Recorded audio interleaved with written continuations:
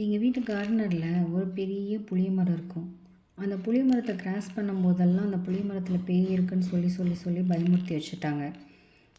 அந்த புளிய மரத்தை கிராஸ் பண்ணி போனால் தான் கடைக்கோ இல்லை கோயிலுக்கோ பின்னாடி வீட்டுக்கோ எல்லாத்துக்கும் போக முடியும். ஏன்னா வீட்டோட ஃப்ரண்ட்டில் மெயின் ரோடு. ஸோ அந்த வீட்டுக்கு பின்னாடி தான் ஊரே. அந்த வீட்டை கிராஸ் பண்ணும்போதெல்லாம் அவ்வளோ ஒரு பயம் இருக்கும் மனசில். அந்த நானும் என் தம்பியும் அந்த வீடை கிராஸ் பண்ணும்போது கையை 2 பேர் கையும் இறுக்கமாக பிடிச்சிக்குவோம். இறுக்கமாக பிடிச்சிட்டு அந்த வீடை கிராஸ் பண்ணி போனதுக்கப்புறம்தான் கையை 2 பேரும் ரிலீஸ் பண்ணுவோம்.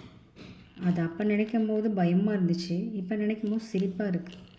இது நம்ம பக்கத்து வீட்டுக்கார அக்கா அவங்களோட வாழ்க்கையில் நடந்த சின்ன வயசில் நடந்த ஞாபகங்களை பற்றி சொன்னது. இது மாதிரி உங்களுக்கு யாருக்காவது அவங்களோட நினைவுகளை சொல்லணும்னா நமக்கு ஷேர் பண்ணுங்கள். நம்மளோட சேனலில் அதை அப்லோட் பண்ணுவோம். தேங்க்யூ.